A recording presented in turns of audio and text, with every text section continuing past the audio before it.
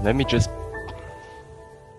so for everyone, hello everyone. Those of you that are actually on time, we're still expecting a couple of more people to basically tune in within the next minutes, but I will basically bridge the time a bit, not taking away valuable time of the more important speakers afterwards, but first of all, giving everybody a short round of introduction. And a big welcome from my end. My name is Paul Uy. I'm professor for sustainable energy systems at the University of Flensburg and also at the Technical University Berlin and part of the Coal Exit Research Group that is co-organizing this entire event. This is a so-called pre-EAERE session, so it is a pre-event of an even bigger conference that is about to start tomorrow. And also throughout this day and even yesterday, we had additional meetings on different topics of coal phase out. So therefore, those of you that are interested in additional topics, I invite you to also look at the websites. I will post a link in the chat, which is basically the link to this pre-EAERE conference, where you can see that we had already some discussions yesterday about different topics about coal markets in Japan, Southeast Asia, Europe, and Colombia. We had some discussions regarding methodological topics of how to analyze, especially the political economy of some of these countries. And then we'll take a deep dive, so to speak, this morning. If I'm saying morning, I mean this from a, so to speak, German perspective or South African perspective regarding time zones. So we are aware that we also have speakers from many other different time zones. And this is the advantage of these difficult times of COVID, that we can be together in digital times and we don't have to fly, but we can just zoom in literally. So therefore, this is at least one of the small things we can be thankful for. So we'll take a deep dive this morning into Australia, India, South Africa, and Germany for very big coal countries.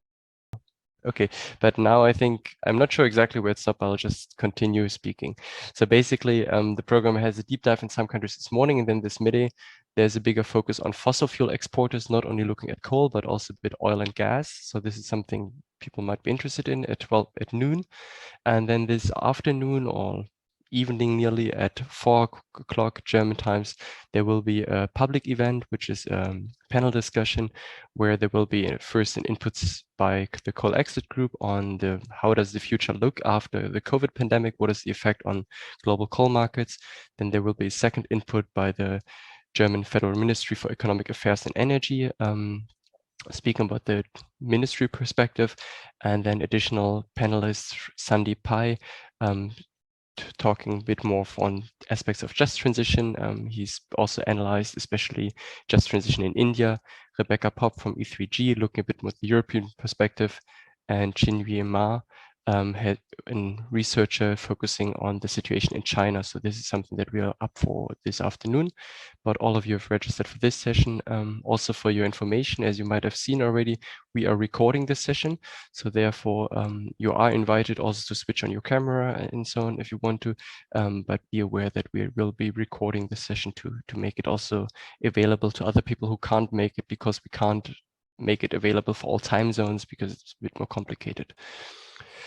So much from my end also, and I would in advance also in particular say a big thank you to Paola, Andrea Yanguas-Parra, and also Christian Hauenstein and Nicolas Malz, who have been the main organizers of this event.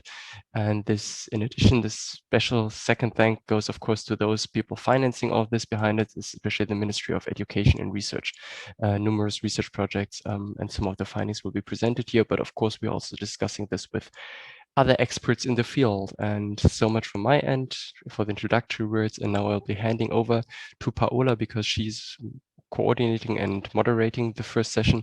And she is basically doing her PhD on international coal transitions, but has before also worked in climate diplomacy and is of Colombian background. So therefore, she's very familiar with the international coal agenda from multiple perspectives. So therefore, handing over the floor to you, Paola. Thank you, Paul. Hello, everyone. Welcome. Thank you so much for registering to this event and your interest. We got a lot of really interesting motivation messages. So I'm really happy to see that this is a very mixed audience. We don't, I mean, most of us, yes, we're academics and we're in the academic world, which is great for the discussion, but I'm really happy to see that we also had a lot of people from the policy making and NGO communities. So I'm really looking forward to the discussion. Without further ado, I'm going to introduce our first panelist, Jessie Burton, who also doesn't need an introduction for most of you working on coal issues and just transition. Jessie is a senior researcher at E3G and also at the Energy Systems Research Group of the University of Cape Town, and she is an expert in South African coal, electricity and mining sectors, and has worked a lot, I guess, from the beginning, where just transition was not even a thing in South Africa until now that it is a big thing. And she will tell us more about what's going on in South Africa in the coal sector. So I'm happy to give you the floor, Jessie.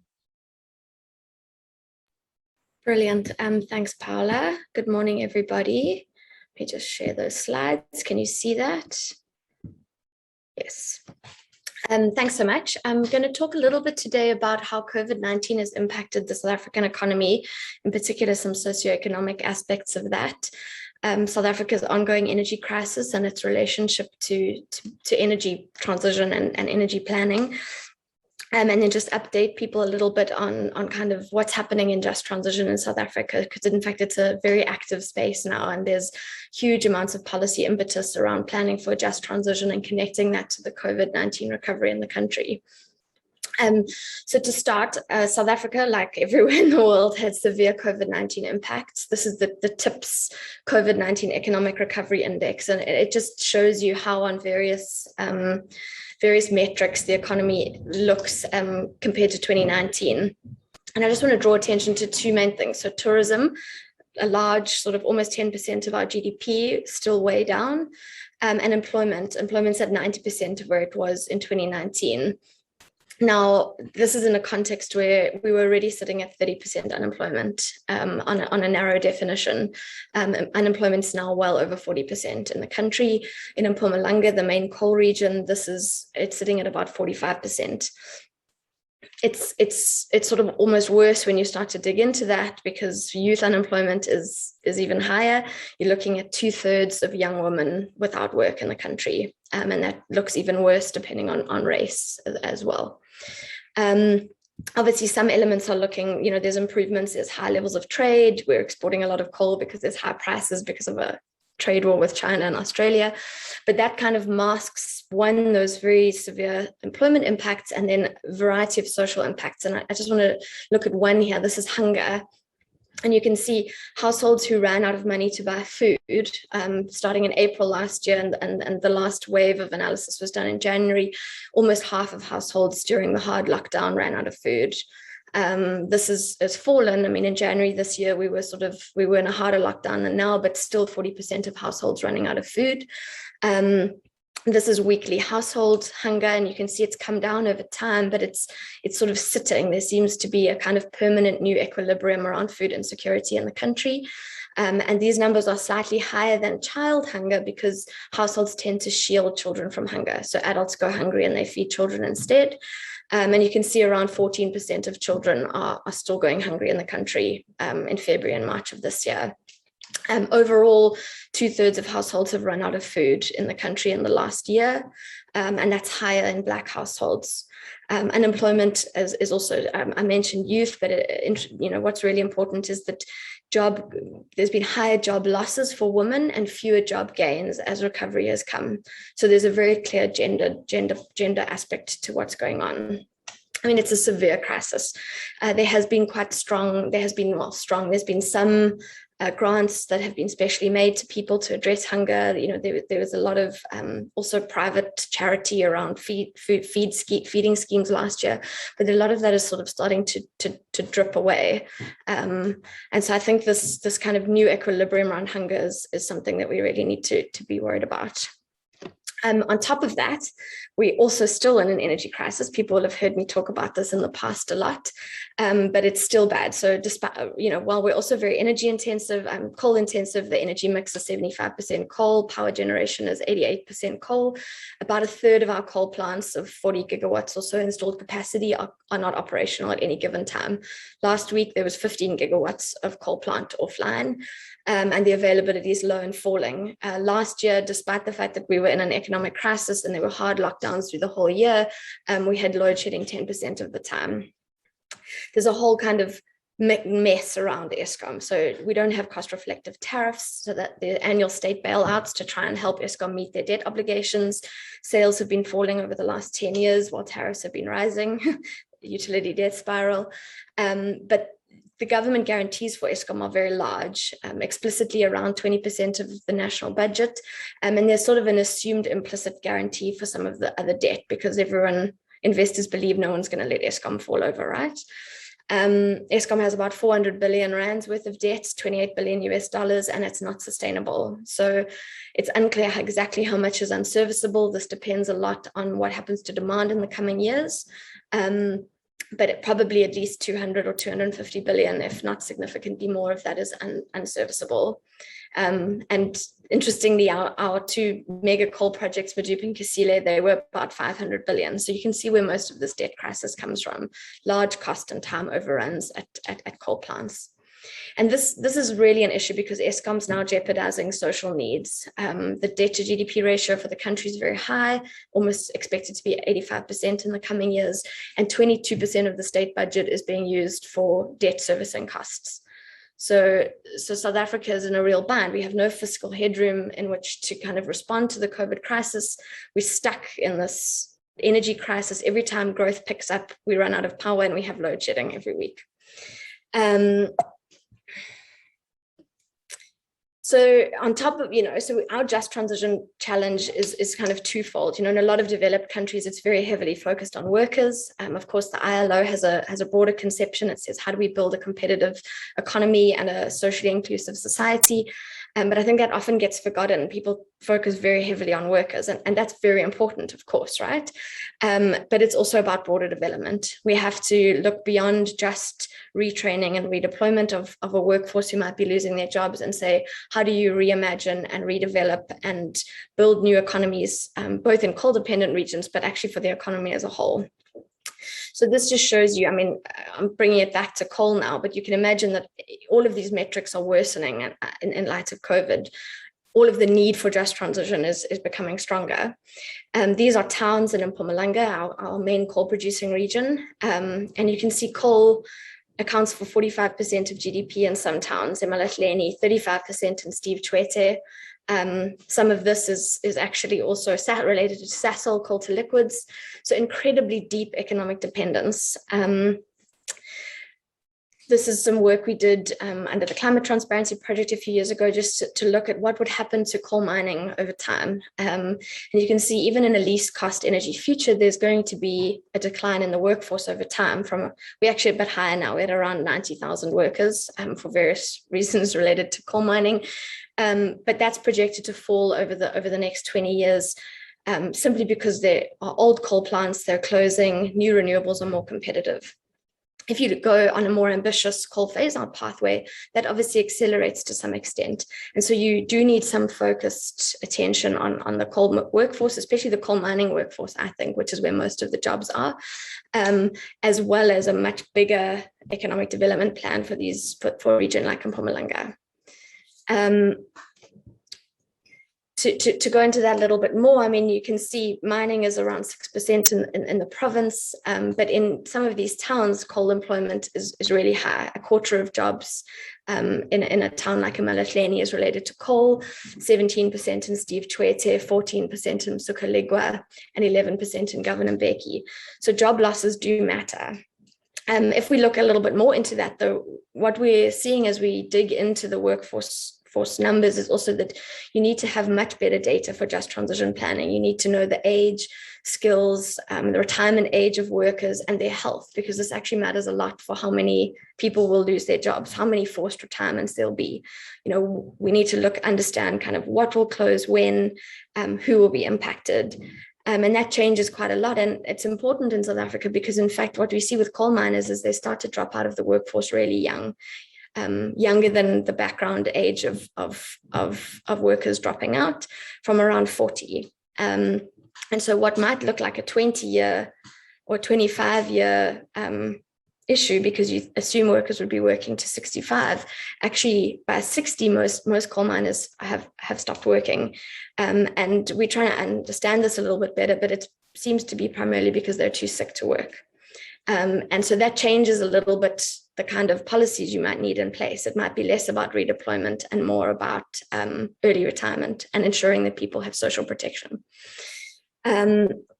So just transition planning, people have really in the country, I think we might be one of, not to make a bold claim, but we might be the developing country who are working the hardest at this and are kind of the furthest down the line.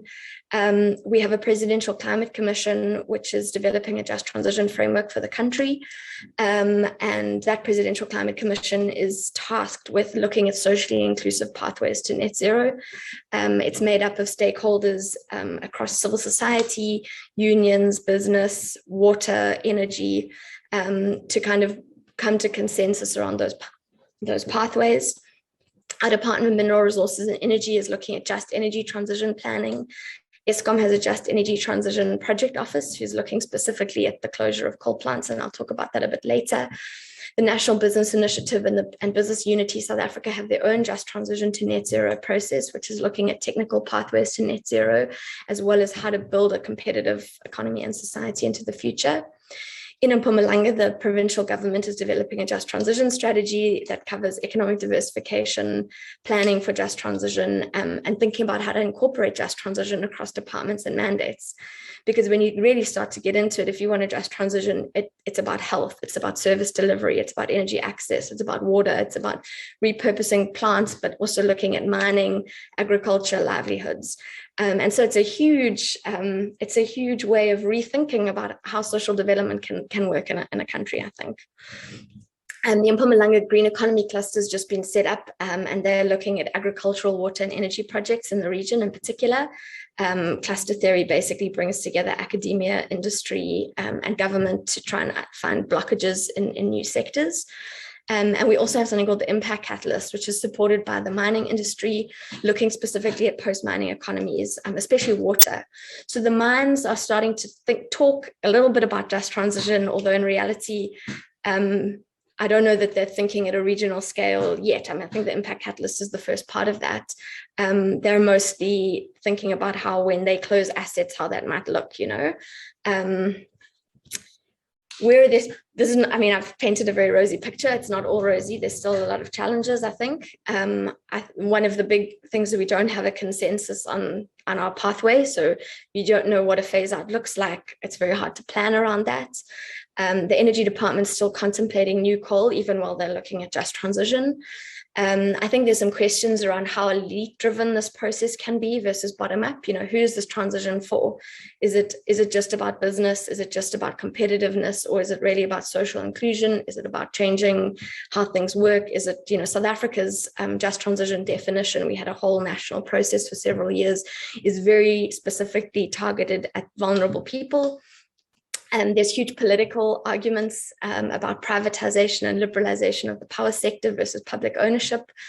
And I think people are only starting now to grapple with this idea that just transition in a developing country needs to kind of be even, you know, kind of look beyond some of how it's looking in developed countries, because it's really about service delivery. It's about addressing informality or having a different approach because of the high levels of informality.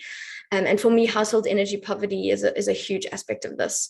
So not only do we have household energy poverty across the whole country, but in coal regions, you have a specific household dependence on coal. Yeah, a big question is around South Africa's debt and our lack of fiscal space for green recovery. I think people really, you know, no one disagrees that misallocating resources now into fossil fuels can slow growth and can actually send us on the wrong pathway. But how do we actually build that green recovery in a context of high debt? There isn't yet a credible plan to address Eskom's finances. And a huge and interesting thing that's going on is that divestment is causing some of the large mining companies to exit South Africa. And so, you know, there's increasing calls by civil society, not for divestment, but rather for responsible closure of coal mining assets and companies. So, you know, running down assets on a Paris-aligned pathway, retraining workers, looking after them in that process, rather than large international diversified miners on selling to smaller companies locally. And I think that could be a huge risk, because it risks, you know, if that process doesn't, if closing mines happens badly, then you really impact people's livelihoods in the region. you destroy water assets, you destroy land assets, and you know, not having sufficient rehabilitation funds and focus on that is a big risk. I just want to say one positive thing. So Eskom's Just Energy Transition Office, this is their Just Energy Transition strategy. And their kind of overall goal is net zero emissions by 2050 with an increase in sustainable jobs. And you can see they've got a huge task ahead of them. One, they have a utility that needs a new financial model and is finding its way to kind of keep its place as a developmental icon in the country, while also, you know, facing all of these financial risks. But they're looking at social impact studies and power plants, job creation. They're developing a skills framework. And they're looking at how to repurpose some of the older power plants, how to build renewables there. They've done a series of RFIs and RFPs around that. They're exploring microgrids for energy access for poorer households. And they're exploring something called the Just Energy Transition Transaction. So thinking about how you can use climate finance to accelerate coal closures. We have a lot of coal plants that don't run, as I mentioned. So, you know, can we refinance Eskom's debt at a lower rate as part of a process of phasing out coal? And so it's an exciting time, and I hope people will come and do research on South Africa with us. Thank you very much. Thank you very much, Jessie. That was a really comprehensive and really time-efficient overview of the situation in South Africa. And I don't think you exaggerate. I think I would agree with you that in terms of just transition as a developing country, you're the one of the ones that are further down the road. But as you correctly pointed out, there are quite a lot of huge challenges. And I wanted to quickly open the floor for questions. We don't have that much time because we need to be very efficient. So I'll take a few questions. I will ask people that want to intervene to raise their hand. You can do that under this little smiley down, which says reactions. Then you can raise a hand, and then I'll try to, I have two screens. I'll try to be efficient and find you. But I guess the first hand I'm seeing is Paul. You have the floor. Hi, Jessie. Thanks for this great update on basically the South African case. I have a question because you said with respect to Eskom, they have this aim of net zero emission by 2050. So doesn't this automatically imply a total coal phase out by 2050? And does Eskom agree with it, or was their definition, or are the people in the regions aware of the fact that if Eskom is sticking to the word, this automatically means all mines, all power plants have to close? And what does it mean for the exports of coal? So what is the trajectory? Thanks. So it's a very recent announcement. There's an interministerial committee who oversee Eskom who agreed that this is an important element of the strategy. It hasn't yet kind of filtered through into our electricity planning. So we haven't got an integrated resource plan. That's our power plan that looks at the coal closures by 2050 yet. So the official plan still has a kind of a coal phase out that says we close plants when they're 50 years old. Now, this is an issue because the plants are not making it to 50 years old. They haven't been midlife refurbished. And Eskom, I think, in some ways is still pursuing like new coal contracts, for example, and there's new coal mining investments. And so there is some risk there about stranded assets or carbon lock-in. I think it'll take a little bit of time for these kind of headline commitments to really kind of play out on the ground. What is interesting in the region is, I think, and there is some divide, obviously workers are very mistrustful and nervous about coal closures because our main coal transition actually happened in the 90s. We lost most coal mining jobs in the 1990s and people were not looked after at all. And so I think there's a lot of fear and mistrust about this process. I wouldn't trust that someone's going to do something. I haven't seen a plan yet. There isn't a just transition plan that's, on the table. It says this is how we support people. But on the other hand, people living in coal regions are very, often very ill. They see the impacts of coal mining on themselves and on their children. And for them, there's also fear and mistrust, but they want to know that there's going to be something new. So I think it's complicated. Thank you so much, Jessie. So I have a few hands because Paul, you had introduced himself already. I didn't ask him to do this, but for the ones that are going to ask questions, I'm gonna quickly ask to introduce yourself in 2 lines and then ask your questions. So we have Emilien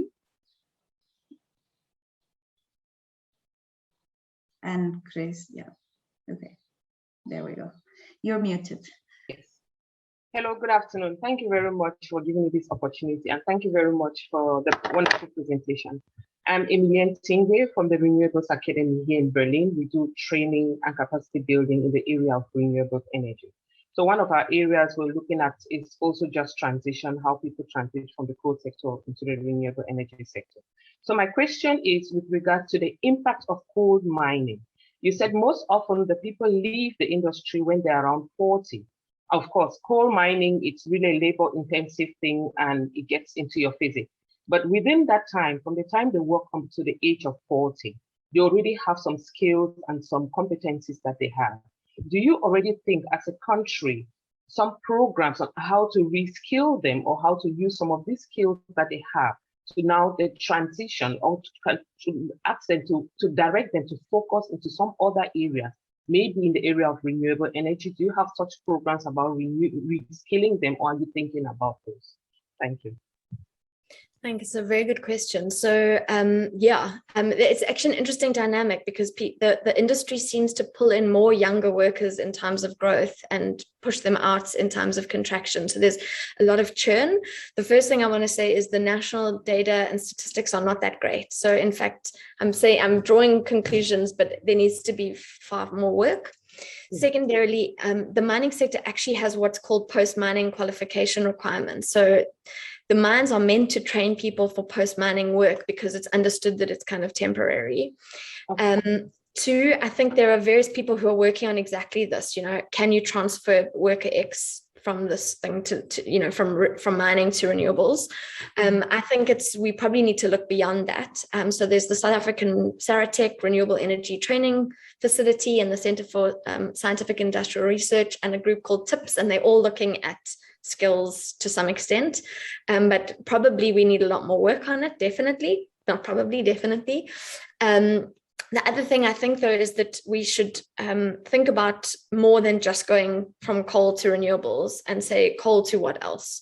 If you're a plant operator or you've got electrical skills, maybe that can work in renewables, but maybe it can also work for other sectors. There's also a lot of political concern because unions don't, and some people, and not just unions, lots of people tend not to believe that there's as many jobs in renewables as there are in coal.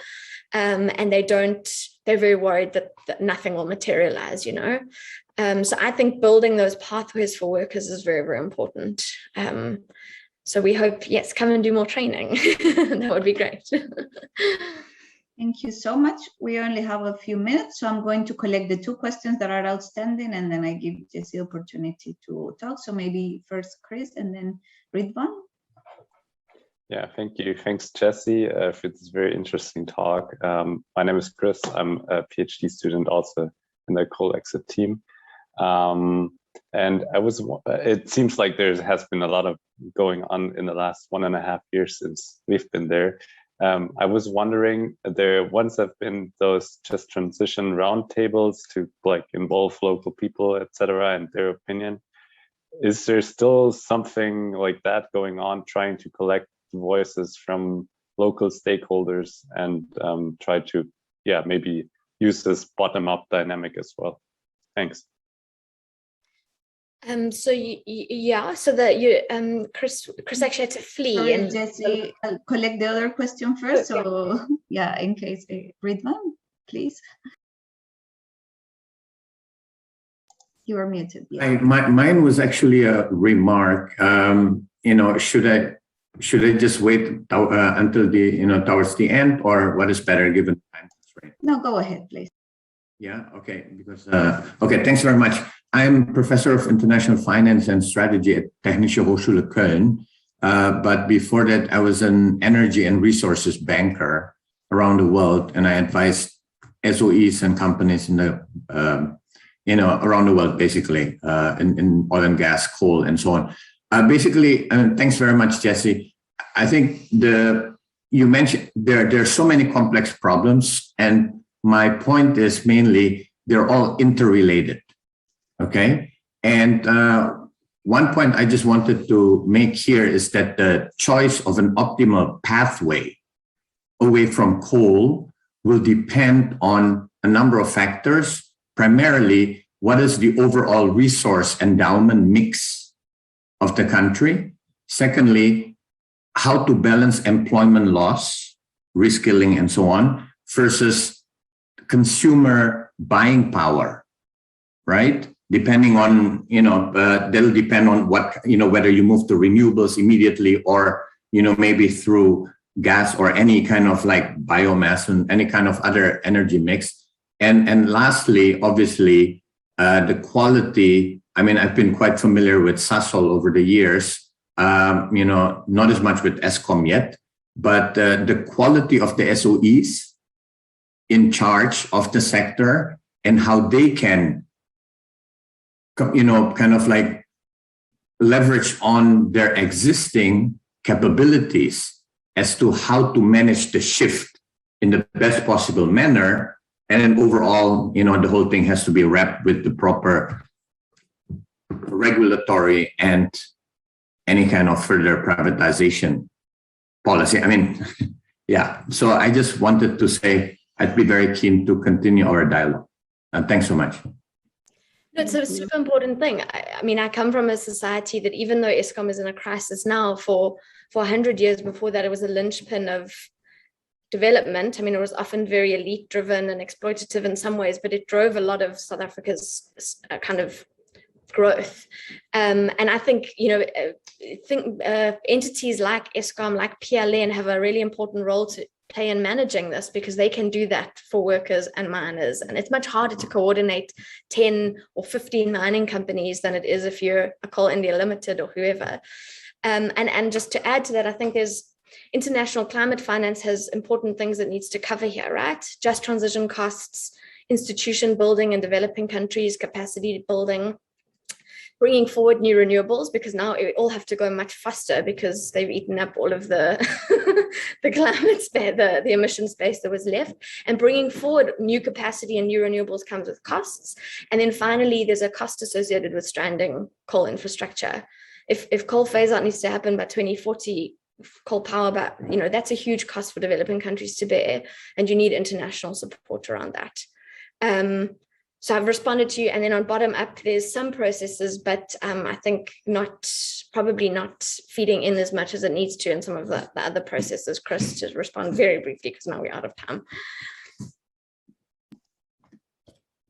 Thank you so much. That was excellent, very good timing. And so I'm gonna move to our next panelist or presenter without further ado, Isabel. Isabel is also a PhD student at the Flensburg University, and she has worked quite a bit on just transition issues and in industrial transformation issues, but focusing a lot on Germany. So we're going from a developing to a developed country to see some of those differences. Isabel has also made some research on important topics that you also mentioned, this is such as gender.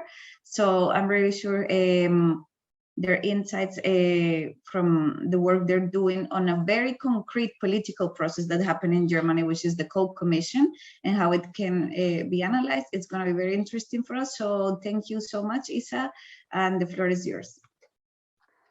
Thank you very much, Paula, for this nice introduction. I'm going to present you a paper I write together with 4 colleagues of mine, Christian Hauenstein and Paul Yu Oi, who are also present today, and Hannah Bauers and Alexandra Kuhn. It's about the process of the German Coal Commission and in general about the potential of collaborative institutions for major policy change. And this time, this paper or this research project has nothing to do with gender, but maybe, we can find in the discussion some time to talk about this aspect as well. I cannot move my presentation or my slides. Yes, no. My presentation is structured as follows. First, I want to talk about the motivation, why we wrote this paper, and give you some insights about our case, the German Coal Commission. Then I want to present our research question and our methodological approach. And then I'm going to talk about our results. And after that, I will conclude. About our motivation. We were interested to better understand how we can govern a timely and just phase out of incumbent fossil regimes. And what we already now know from the socio-technical transition research is that so far we made only limited progress in reducing fossil fuel consumption. And that especially a coal phase out is very pressing, a global coal phase out to stay under 1.5 degrees. We also know that we need a better understanding of deliberate phase out processes of incumbent fossil regimes. And so far we have there was only limited attention to political processes of socio-technical transitions. And with our paper, we want to contribute to fill this research gap.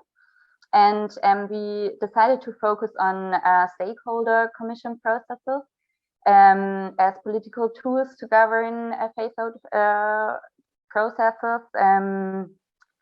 Because now we see that commissions are increasingly being set up to discuss coal phase-out pathways in different countries, in Canada, for example, Chile, Czech Republic, and Spain. And we decided to focus on the German case because it was a national process and a national-wide process. With many stakeholders included, and also in Germany coal has a strong tradition and had still when the Coal Commission started a large share in the energy mix. I want to give you now a bit of a context.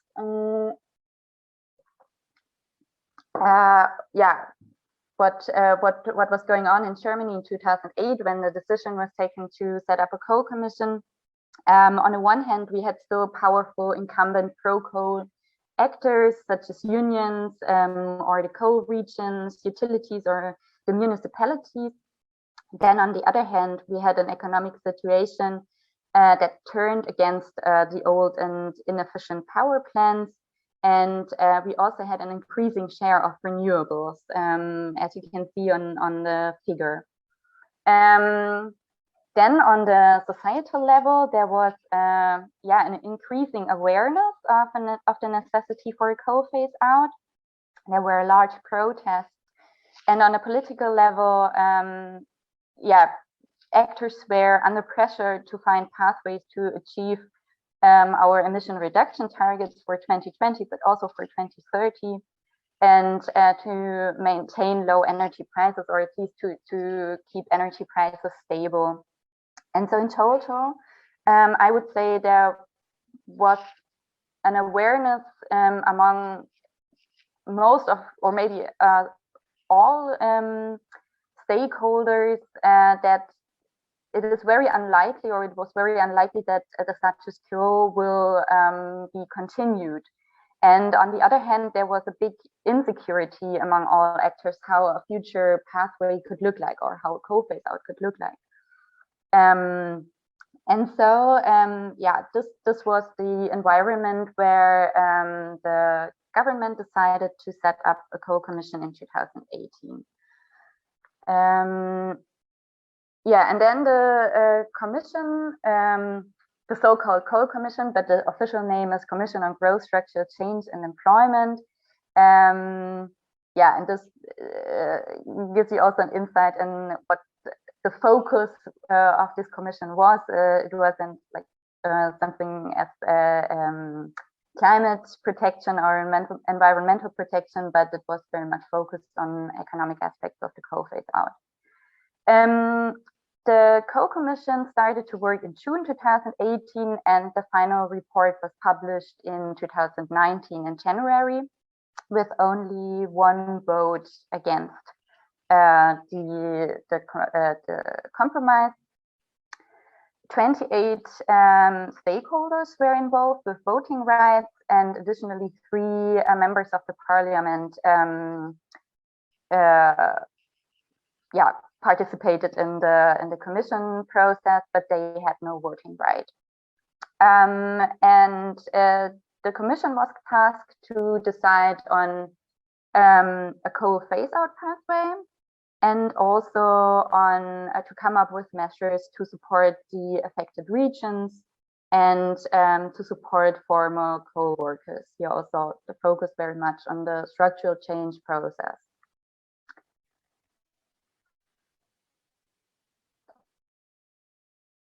And accordingly to the focus of the mandate, the recommendations of the co-commission focused also on the economic aspect. However, they came up with a phase-out date, 2038 for coal phase-out, with an option for an earlier phase-out by 2035. Neither the coal phase-out pathway nor the date are compatible with the Paris Agreement, as you can see on the figure. And the Commission also recommended to pay 40 billion euros for transition measures to the coal regions for the next 20 years. And they also recommended to negotiate compensations for the utilities with the government. So additional money is going to be paid for the utilities. Our research question, or we divided our research question into 2 questions. The first question is, how did the setup of the Commission influence its output, and how did the different stakeholder groups manage to introduce and implement their interests in the process and the final report of the Commission? And our hypothesis was that it was much easier for stakeholders from the industrial coalition to introduce their interests than for the environmental groups. As a theoretical basis, we used the collaborative governance framework from Emerson et al. And we conducted 18 semi-structured interviews with members of the Commission and also of the Commission's office. And here in this slide, you can see this collaborative governance framework I mentioned from Emerson et al. And you can see that the collaborative governance regime is embedded in a system context. And from the system context, there can drivers that support the setup of a collaborative governance regime. And also the outcomes of the collaborative governance regime, in our case, the co-commission, they also impact the system context. Then Emerson et al. Identified 3 important dynamics that work in within those collaborative processes. This is on the one hand, principled engagement of all relevant stakeholders, which, if this is successful, creates a shared motivation among all the participants and eventually creates capacity for joint action. And for all 3 dynamics, Emerson et al. They came up with 4 indicators, and we use those indicators in our interviews to evaluate whether those yeah, the conditions for collaborative governance process were fulfilled or met in the German co-commission, or yeah, to identify also limitations of the process. And now I will talk about the results we found. For the first research question, we found four main points. The first one is that the mandate of the Commission was based on Germany's Climate Action Plan 2050 with 2030 energy sector targets, and those targets weren't already or weren't in line with the Paris Agreement. So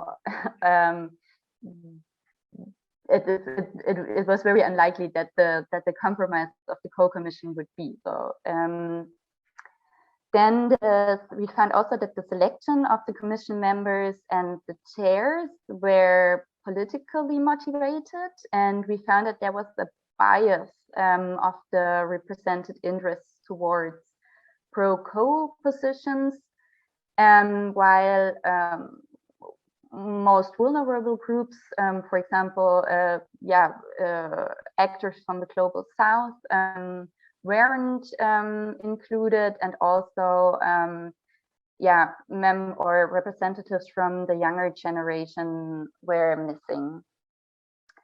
We found that the commission chairs had a very influential role. However, they themselves were rather advocates than facilitators in this process, and they were all themselves representing different interest groups.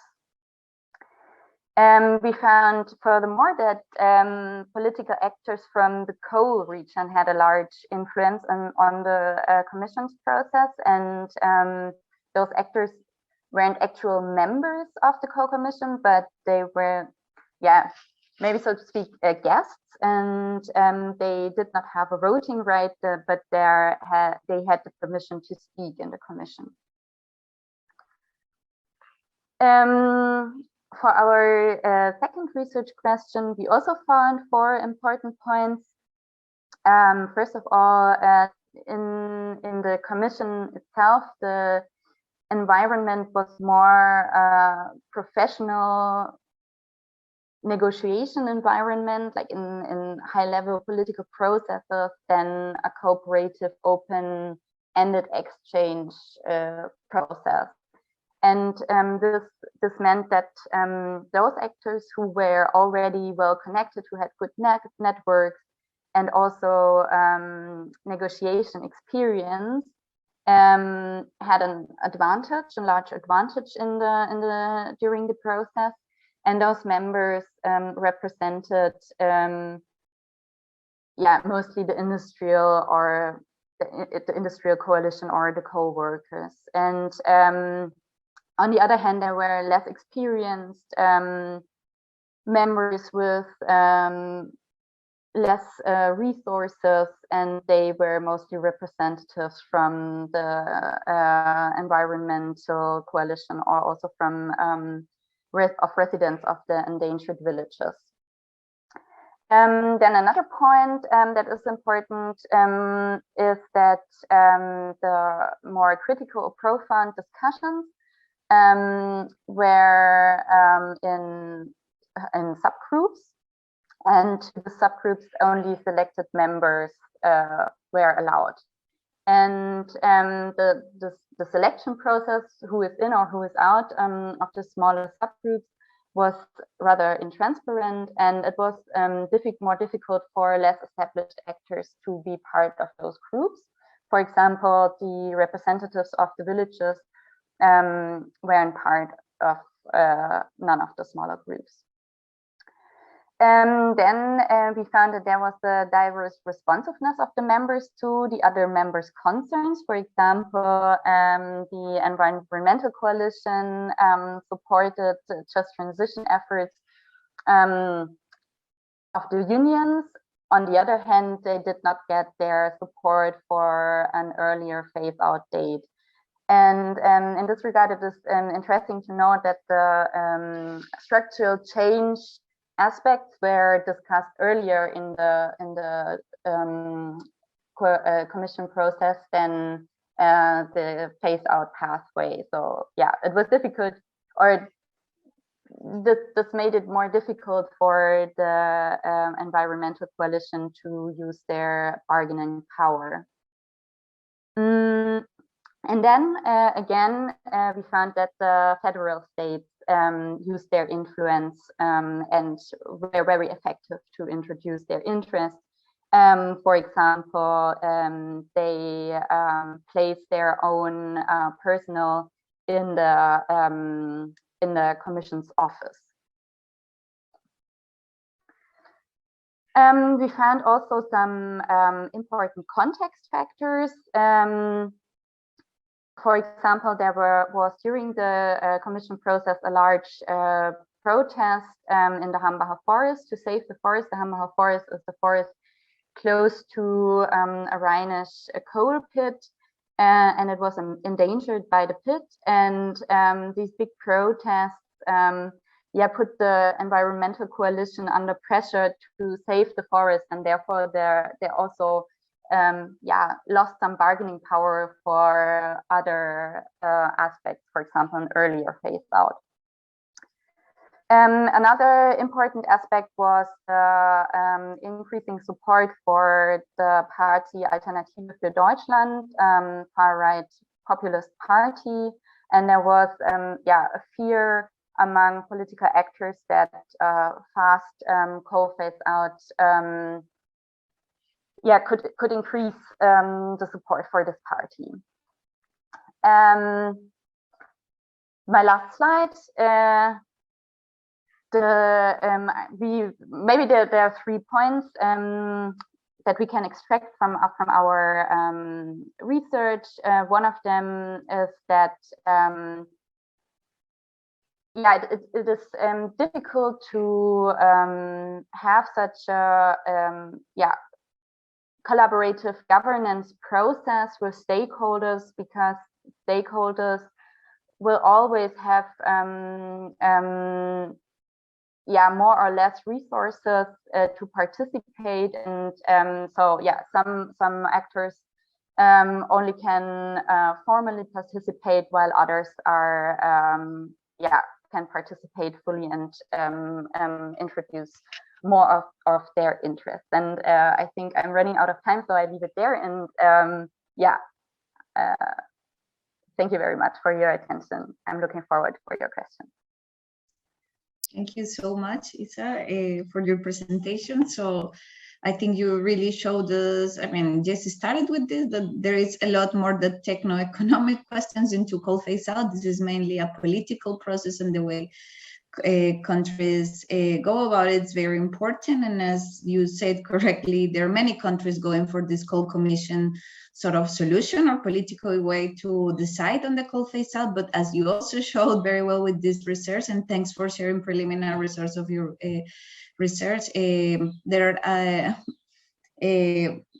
many things to take into account when organizing this sort of political processes if we want a good outcome. So I'm really happy to know that in our participants, we have quite a few people from Germany and also people from the policy making community in Germany. So I'm going to open the floor for questions. I'm going to, as we had planned a 10-minute break, I'm going to cut it to 5 minutes so that we can have our Q&A here for 10 minutes, and I will do it more efficiently, collect first the questions and then give you the time to answer, Isa. Martin, and please remember to shortly introduce yourself before you ask the question. Thank you so much. Yeah. Thanks a lot. Can you hear me? Yeah. Okay, fine. Hi, I'm Martin. I'm Senior Policy Advisor at German Watch in Berlin, and I'm responsible for structural change processes in Eastern and Southeastern Europe. So I'm working mainly with Ukraine, but also in Southeastern Europe and the Balkans. And in Germany, I have been working quite some time in the Western coal regions of Germany, and now we are doing also projects with Lausitz. Thanks a lot for the very interesting analysis and the presentation. I had two questions that came to my mind when I heard the thesis about the strong role of regions first, and the second, the problem of environmental representatives being less resourceful in negotiations. First, concerning the regions, you said they had a strong role. At the same time, they didn't have a voting right. When we were in a delegation right in this time during the first meeting of the Coal Commission in Western Germany, representatives from the coal communities told us they feel totally not represented there, which also was one of their main theses for going to the streets and more like actively protesting. But it may be their attitude or their way of framing it. So it would be interesting to hear what facts support this thesis you were putting forward. The second one about environmental representatives. Why do you say that they don't have the negotiating bargaining power? Because as far as I know, these are representatives of quite professional big German organizations, so they normally do have this power. Yeah. Yeah, Martin, thank you very much for your question. Regarding the first question about the influence of the coal region, and I think there are two levels. We had on the one hand the representatives or the members within the coal commission who represented the coal regions. But then we had the stakeholders, so to speak, and then we had, on the other hand, the ministers of the coal or of the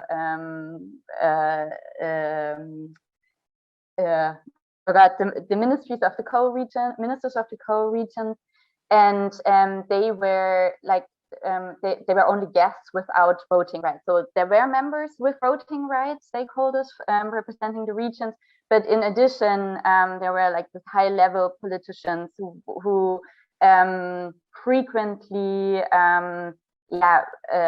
spoke in the plenary discussions, who tried also to influence the work in the smaller Friends of the Chair group, so in the subgroups where the real negotiation process happened. And it was clear to everybody that without the support of the coal region, of these actors, there will be no compromise.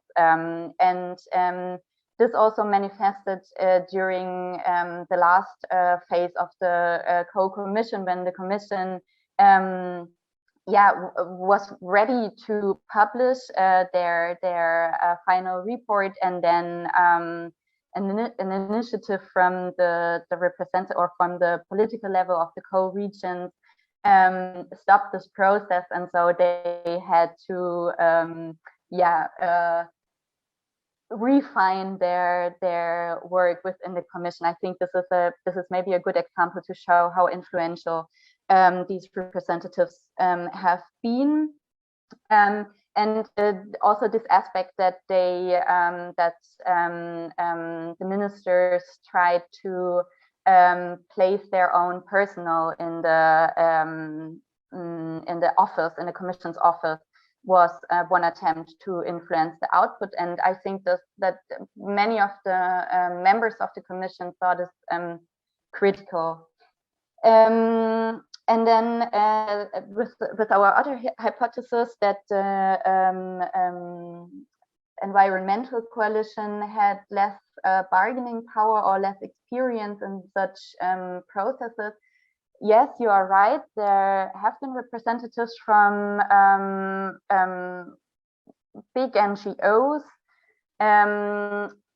but what I wanted to say is, or the atmosphere usually, or the idea of such a collaborative governance regime is to create a space where actors or stakeholders can meet and exchange in a trustful atmosphere their concerns, but also their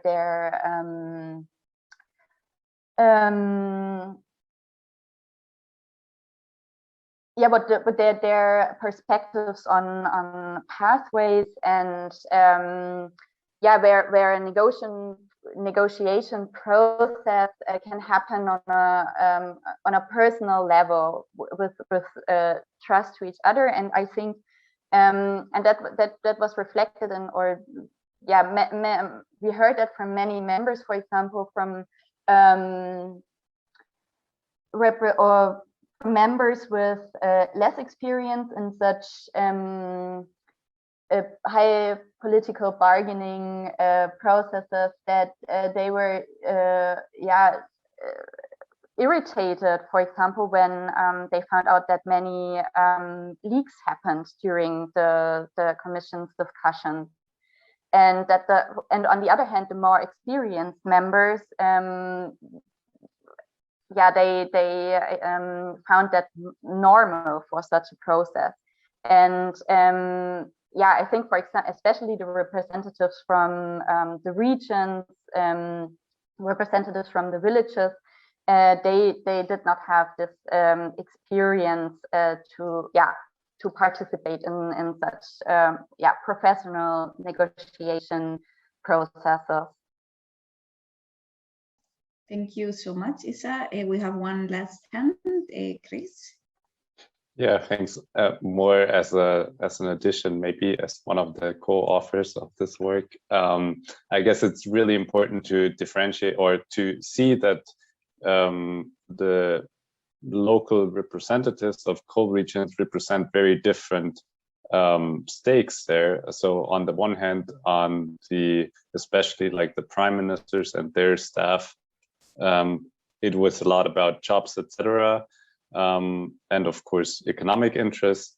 And then on the other hand, local interests, but from, like Isabel said, villages around the open pit mines, for example, of course, represent a very different or very different objectives there.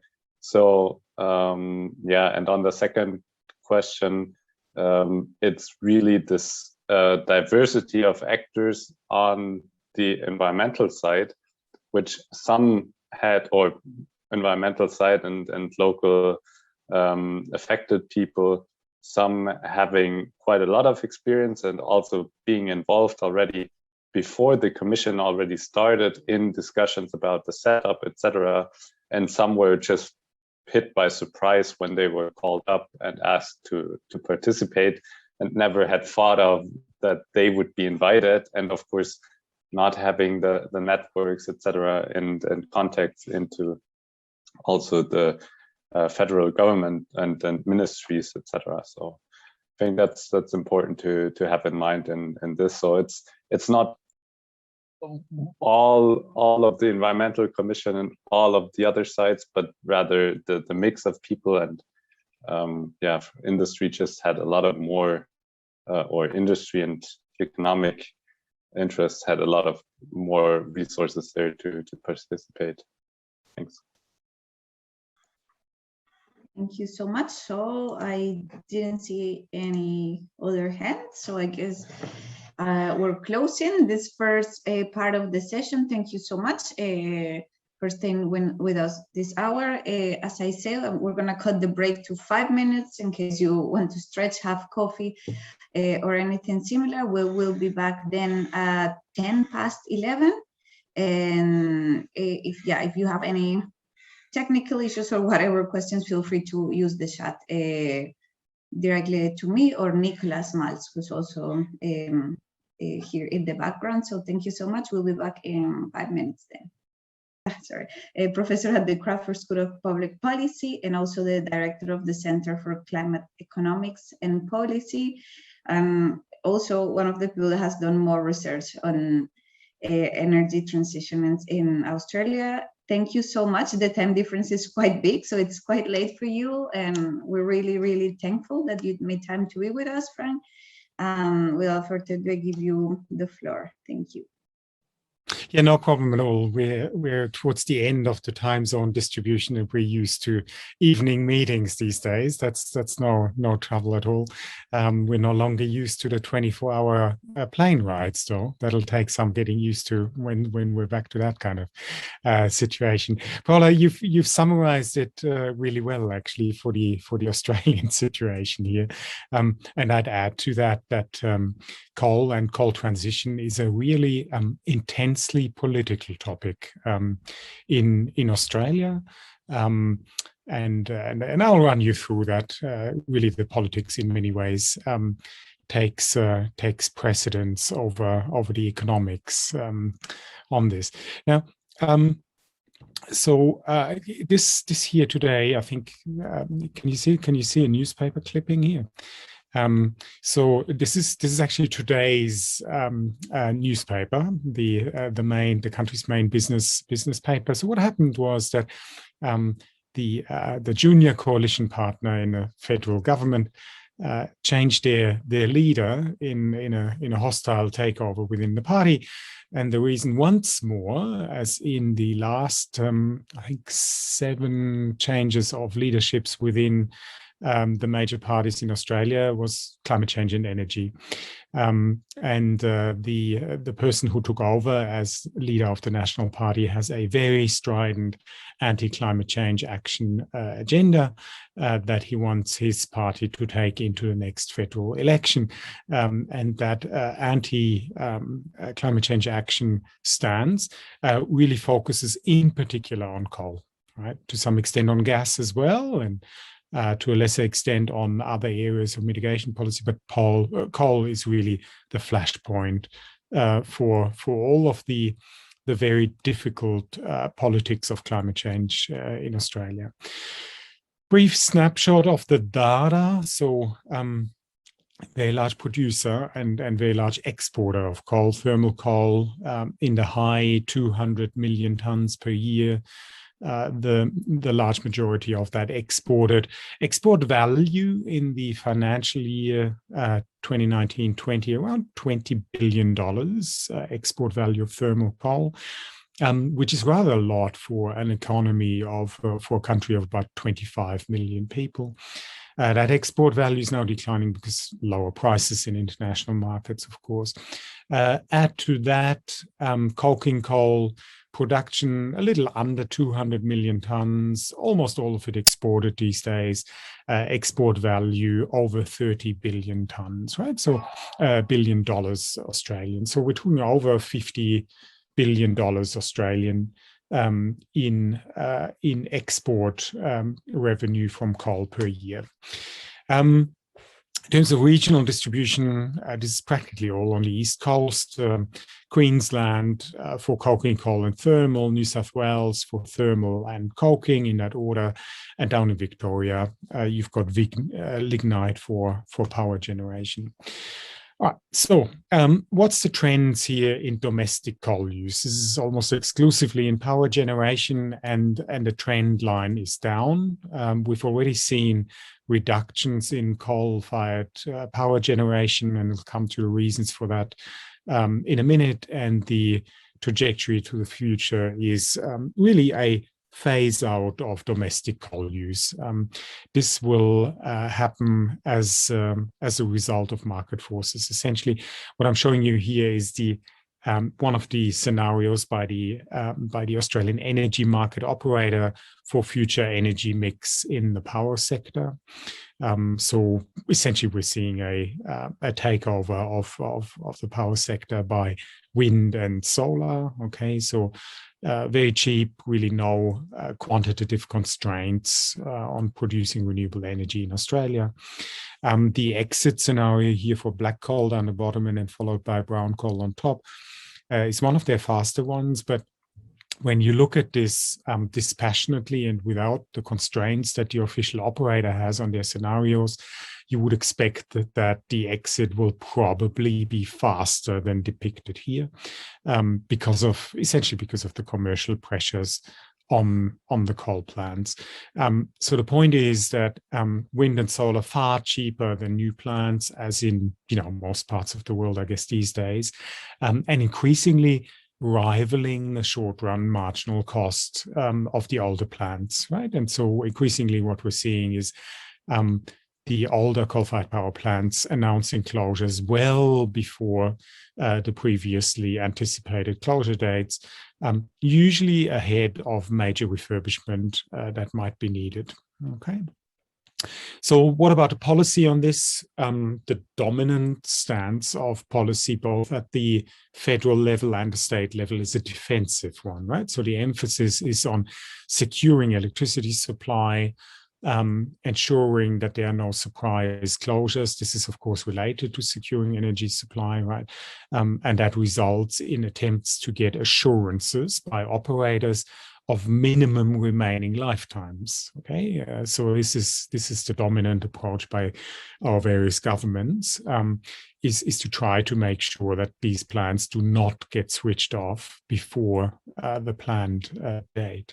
There are no mechanisms to speed up that exit. There are not any mechanisms either to harmonize an exit timetable. The speed of exit will very largely depend on the speed of entry of renewables, right? Because every extra megawatt hour of wind or solar is essentially displacing a megawatt hour of coal. Right, that's pretty much how the equation goes. If we had a carbon price in Australia of any meaningful magnitude, then that transition would happen very fast indeed, right? Because there's really no constraints on capacity expansion in renewables, and the cost equation, as I already said. If we had the EU carbon price here, you would get an absolute monstrous wave of renewable energy investment very fast that would push out practically all of the coal. Okay. Now, what about exports, which is really the major part of the equation? Thermal coal exports will be on a declining trajectory, one would expect, given international demand trajectories and expectations, and is certainly also already vulnerable in the short term. Okay, so what do we got? We're exporting to Japan, Korea, China mostly. Here you have net zero emissions targets in place. And China is an interesting case here. China has, for a period of, I think it's almost a year now, not imported any Australian coal. That is usually interpreted as part of the sort of developing Cold War, basically, between China and Australia and the US, of course, in terms of, banning Australian imports. This has happened to Australian wine and barley, agricultural commodities as well. But we're currently doing some analysis that shows really quite decisively that China does not need coal imports from Australia. And in fact, the cost of supplying coal domestically in China to replace imports from Australia and increasingly other exporters to China as well will be quite low, because China has invested massively in domestic coal transport infrastructure. And that includes both coal port capacity as well as a massive railway line from the northwest to the southeast. India, really the hopes of the Australian thermal coal export industries are focused on Indian demand. Okay, so practically all expansion hopes or plans are focused on India. But India's electrification plans, as we understand them, are changing relatively rapidly. And solar photovoltaic is rapidly gaining a cost advantage relative to coal. Add to that, of course, a simple kind of political economy consideration of supporting your own domestic coal mining areas. It'll be difficult to see India continuing to import Australian coal if and when overall Indian coal demand starts to decline, right? The pressures to support domestic coal mining areas will be strong ones. What about coking coal? This, is not on quite as steeply a declining trajectory. This is more a long-term question. And so here, of course, it's the idea of green steel, so primary steel on the basis of hydrogen, or even direct electricity routes. that are potential threats for thermal, metallurgical coal production and exports. And so that's really more a long-term scenario for Australian coal exports. So, yeah, transition is not yet underway, but really clearly on the horizon. We can, by the way, see that in the share prices of Australian listed coal mining companies and coal transport companies. They've fallen quite significantly starting about 2 years ago or so. Government projections are no longer for increasing coal production and export volumes. Major projects, in particular up in Queensland and Galilee Basin, including the Adani projects, have effectively stalled. So they're officially still in progress. Permits have been granted. Companies are saying they're going ahead, but not much appears to be happening in actual fact on the ground. In terms of the policy stance, right? So the dominant policy stance, I thought about this before. How do I best characterize it for this audience? And I think, governments are hoping that this transition will be delayed, right? This is essentially the policy approach, right? So there's a rejection at the political level on both sides of politics of any measures to curb coal exports, okay? And in terms of federal climate and energy policy, there are practically no measures in place to curb fossil fuel use domestically. And so there's, of course, also no contradiction there with a pro-coal export policy, essentially. Australia will meet its Paris target, and it will meet it mostly through reductions in land use change and land use and forestry emissions that happened primarily between the years 2005 and 2012. In terms of subnational policy in the coal producing and exporting states, there's some climate change policy ambition, in particular in New South Wales, but nevertheless, approvals are still being granted for new mines, even in that state. Now, what's the future? So for Australia, a positive future will be one as a large-scale exporter of clean energy. Okay, and so that could be energy exports in molecular form. Could also be direct electricity exports as electrons. A very large cable is planned to Singapore. It's a private project. But the real volumes would come from hydrogen or hydrogen-derived ammonia, fertilizers, synthetic liquid fuels, that kind of thing. To Germany, study underway in terms of potential bilateral hydrogen supply chain. Japan, Korea, also potential customers there. Highly competitive producer of hydrogen-derived fuels, but the transport costs and conversion costs are a real factor there. And so, we see that as a real potential opportunity, but you wouldn't be surprised if conversion and transport costs curtail it. The bigger prize on the horizon is really the establishment of the minerals and metals processing industry in Australia. So Australia is the largest global producer of iron ore. Okay, this is almost entirely exported, much of it to China. And of course, also a lot of coking coal is exported, but it's combined to make steel in other countries. If you fast forward to a world where steel production is decarbonized, then much of that primary steel production happens on the basis of green hydrogen and green electricity. And so Western Australia would be extremely well placed in terms of the economic and physical geography for that, aluminium in that basket as well. Now, what about the just transition?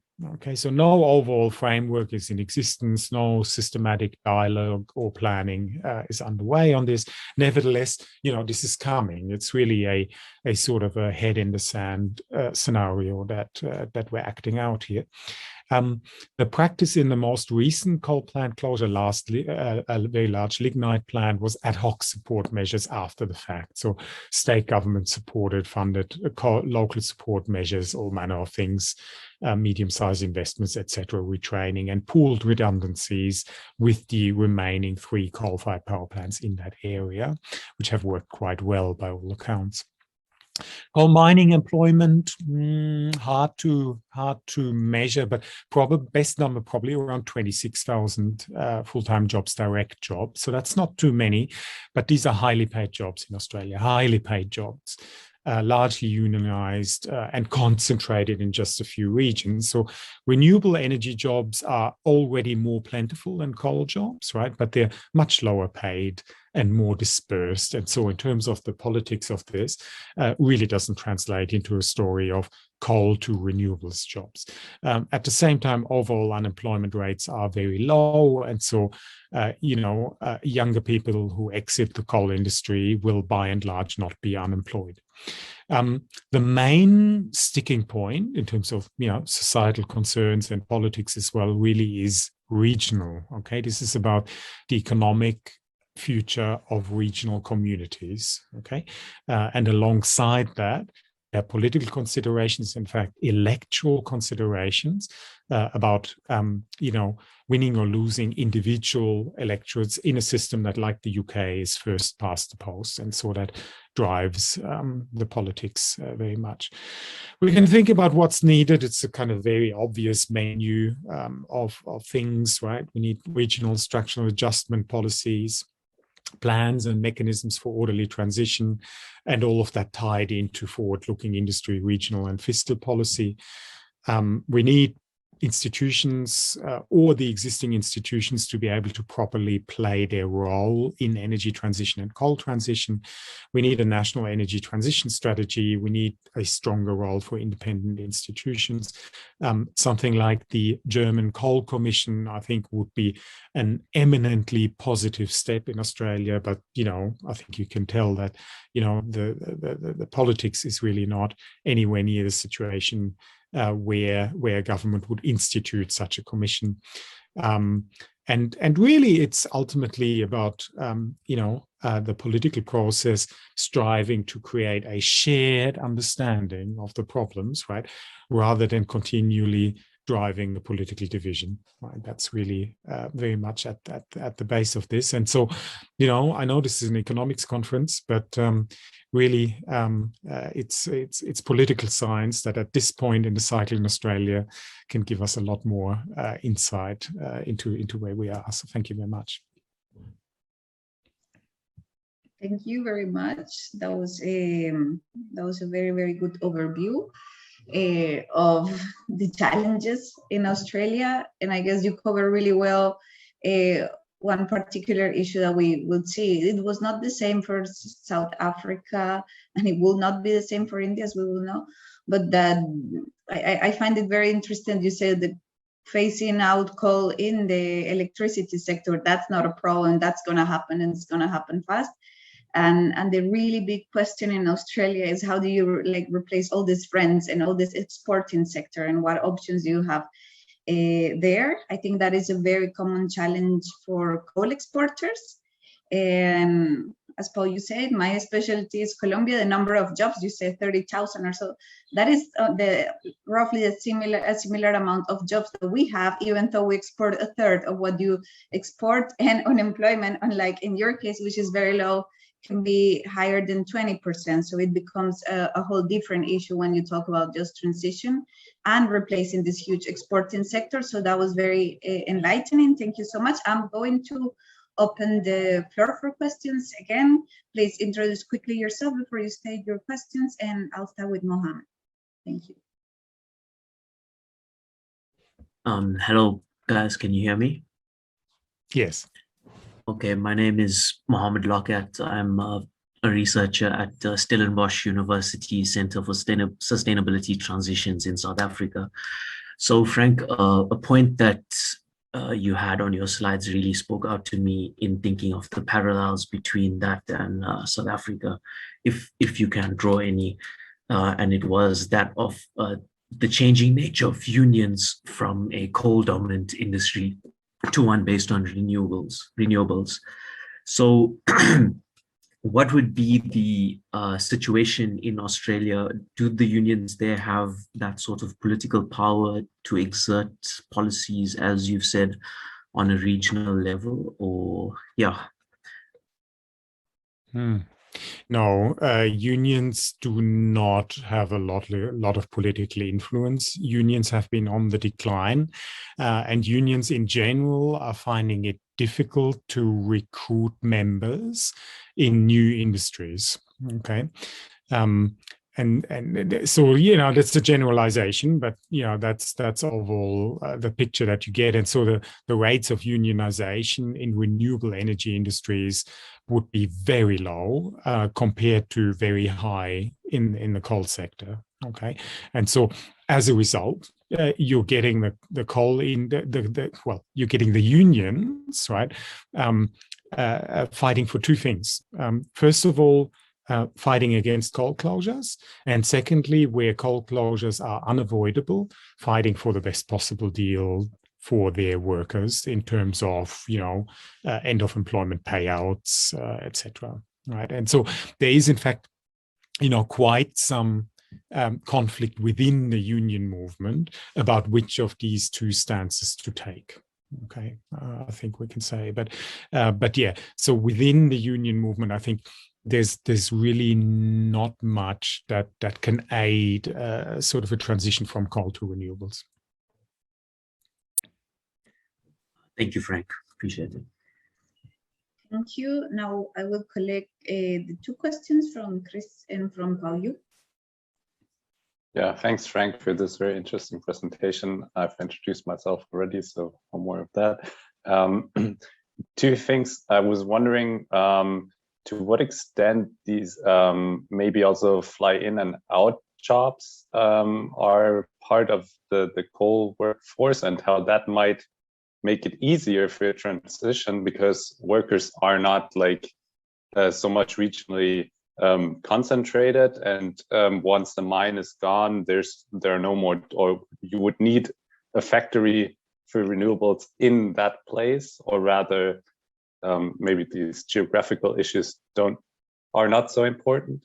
And the second one, you said, of course, hydrogen production might be a future for Australian generation of assets, and Gregory Trancher was talking about also Japan sourcing hydrogen from Australia, but also first projects of like lignite and hydrogen production. What's your stake on that? To what extent maybe this be a start of introducing a hydrogen production, but then because renewables might be or will be so much cheaper, they will just possibly wipe out the lignite, I would assume, but yeah. Thanks. Yeah, great questions. Lots to talk about. I'll try and keep it brief. So on the worker structures and fly in, fly out. So fly in, fly out mining exists in Australia, right? So workers go on 2-week shifts or 10-day shifts typically, and get to their place of work by airplane, and then live in some sort of container village or something, right? And so yeah, you're absolutely right. So in that situation, you know, those miners will just find themselves another mining job if they can, right? So that's not really the big deal. But a lot of the coal mining, especially in New South Wales, is actually local. So in the Hunter Valley, north of Sydney, that is a more traditional kind of local workforce. And then in central Queensland, you know, it is also a matter for established towns and cities, which if they're not directly near the coal mines, they're nevertheless the regional centers that kind of sustain the coal mines. So it is actually, you know, a regional economic problem end of the day. In terms of hydrogen, look, hydrogen is a really big hope in a sense, right? How are we going to make the hydrogen? Coal, gas, or renewable electricity through electrolysis, right? And so right now, the gas route is by and large the cheapest, right? The coal route in many ways is the most attractive because, this way you can use some of the coal mining capacity in the lignite areas that will without doubt lie idle in future to make hydrogen, right? And that's a sort of a grand dream, of course. You work carbon capture and storage at the end. The problem, of course, is, and you can just Google my name and hydrogen. You'll come across a working paper that we've got out, which shows the remaining emissions intensity of the production chain. And that's actually really high, unless you get very, very high rates of CCS, which are not commercially applied anywhere at the moment. And then the question is also, why would you apply very costly CCS methods on coal or gas-based hydrogen? Because if you use your hydrogen in Germany or in Japan, right, it's zero emissions, no matter how it is produced, right? All of the emissions are in Australia, right? And so on the demand side, there's no direct incentive to go for low emissions hydrogen. On the supply side, well, we have no climate policy measures here. And so it's open slather, basically, right? And so the hope really is that electrolyzer costs and renewable energy supply costs will fall fast enough so that electrolysis using renewable energy simply becomes cheaper than steam methane reforming or the equivalent coal-based techniques for hydrogen. And, we think we're not too far away from that point, right? Especially because electrolyzer equipment costs appear to be dropping really quickly, okay? So we might only be 5 years away from that point or something like that. Thank you. I'm sorry, Paul, but I think I'm going to ask you to keep your question maybe for the discussion at the end if we have time, because we're running a bit short of time and some people have to leave at 12.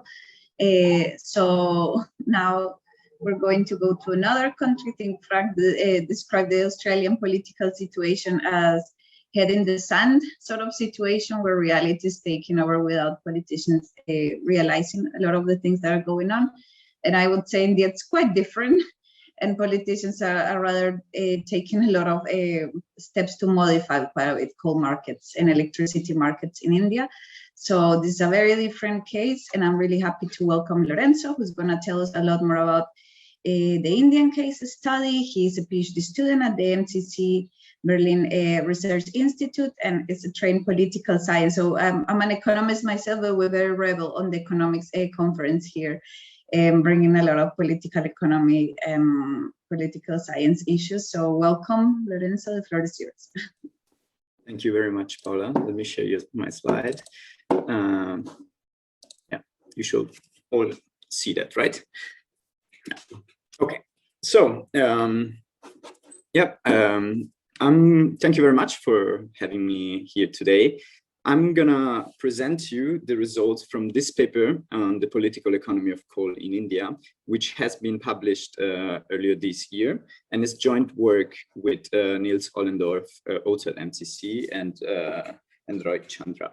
So this work, let me have a little bit of disclaimer. This work has been carried out mainly in 2019, so it didn't take into account most of the impacts of the COVID pandemic. But nevertheless, bear with me during this talk, which won't mention that much COVID. I will try to give some insight and some forward-looking thinking towards the end of the talk. So first of all, why should we look at India? I mean, India has the third largest coal fleet after China and the US, is the second largest pipeline after China, with 65 gigawatts under different stage of planning and construction. But at the same time, it's pretty interesting because this pipeline has been shrinking quite dramatically in the last 5 years. And at the same time, the government has set ambitious renewable targets of 175 gigawatts by 2022. But together with those dynamics, we still have a big chunk of the government and civil society and a conviction in different projections, coal will remain the backbone of the Indian power system in the future. So we wanted to understand this, but with this study. But first, I need to give you a little bit of background on how we got to this stage, which is a snapshot of today. And in this graph, basically, you can see the yearly capacity addition by different types of power plants, starting in 1965, but the picture is pretty similar up until independence. So you can see that between 1965 and the early 2000s, we see a relatively small amount of power capacity being built, and this is mostly focused and mostly comes from coal. We have a little bit of hydro, gas, and some nuclear power plants here and there, but the big chunk, it's coal. And in this period, the system is centralized, so it's all run by public entities with a unified, centralized basically supply chain and power sector in general. But as I said, this relatively low amount of capacity being built has led to constant undersupply, since demand was growing faster than the supply could bear in this period. So the government in 2003 decided to initiate a series of very stringent reform to liberalize the sector, to attract private investments, and to make sure that the supply can keep up with the speed of demand. And if you look at the yearly capacity addition, you can see that at least the objective of the government of increasing power supply has been definitely achieved. You have this kind of boom of investments when the reform starts to kick in towards 2010, 2015. And you can see that most of this, a very large part of this has come from coal, and only towards the end of the period of this graph, 2020, renewables are starting to kick in. So basically, this is kind of the background of the power sector and its dynamic development. And we wanted to understand what political factors and political economy reasons are behind this current large installed capacity of coal, the large but shrinking pipeline, and also the ambitious renewable targets that have been set. So to answer these questions, we followed a theoretical framework, which Jan Steckel presented at the session yesterday. So I won't go into detail here, but it's the actor, objective, and context framework. And as the name said, it's comprised of, it takes actors, it divides them into societal and political actors, and then analyzes the objectives. And the main intuition is that basically policies are implemented when they best reflect interests and objectives of the most influential actors. So it's a very simple framework which helps to incorporate a lot of different views, and we operationalize this framework by carrying out field work in Delhi, so semi-structured interviews with 29 experts and stakeholders from most of the most important actors and institutions in the power sector. So this figure here kind of summarizes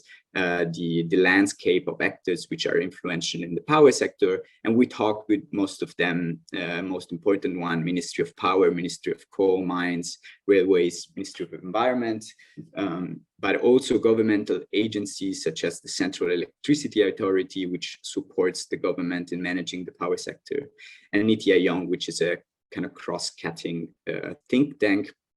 Then we also talked with public sector undertakings, so state-owned enterprises. In India, there is Coal India, which is Coal India Limited, the monopoly for coal mining. Indian Railways, a monopoly for railways.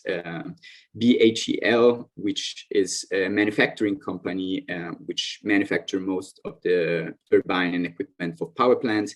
And TPC Limited, which is the thermal power generator company. And then we also talked with people in the private sector, mainly at the Association of Power Producers, which basically wraps around all the private actors in the power sector, plus some experts in NGOs and academia.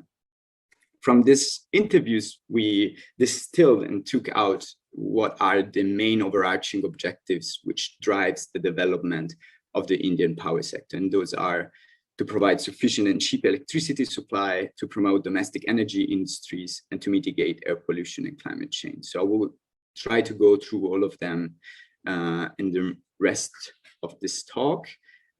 It's a lot, so we'll have to cut somewhere for time, of course.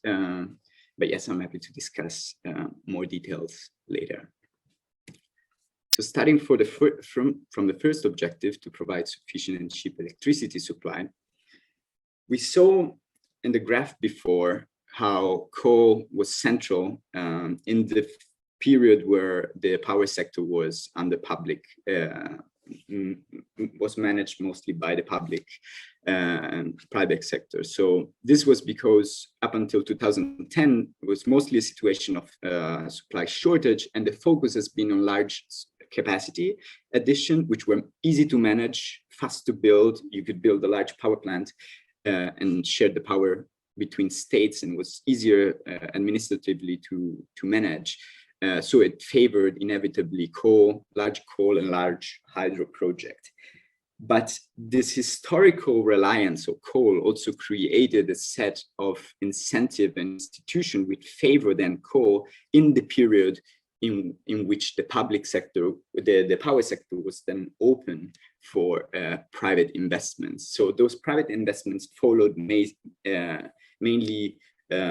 profits and were attracted into coal, but by very high and safe returns, which were basically granted from the government in order to attract those to meet this supply shortage and mismatch. So for example, coal power plants were granted 25-year-long power purchase agreement, which would guarantee them the payment of fixed cost, even if they would not sell their electricity to distribution company, which basically was a large incentive with very low risk.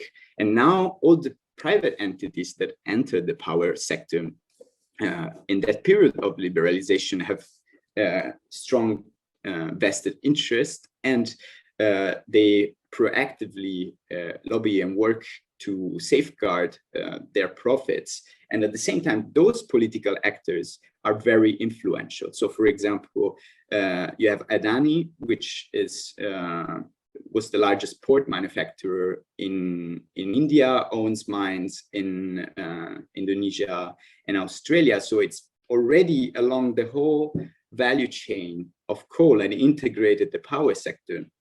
But at the same time, it has direct link through campaign finance and personal contacts to the prime minister. So those actors that joined the coal sector are really influential also in politics, and this creates very strong lock-in for the future as well. But as you saw, the outlook with this shrinking pipeline and increasing renewables, it looks a little bit less promising than it was 5 years ago for coal. And in fact, now at least around 40 gigawatts of coal capacity, it's considered to be at risk of bankruptcy or stranded and doesn't generate enough electricity.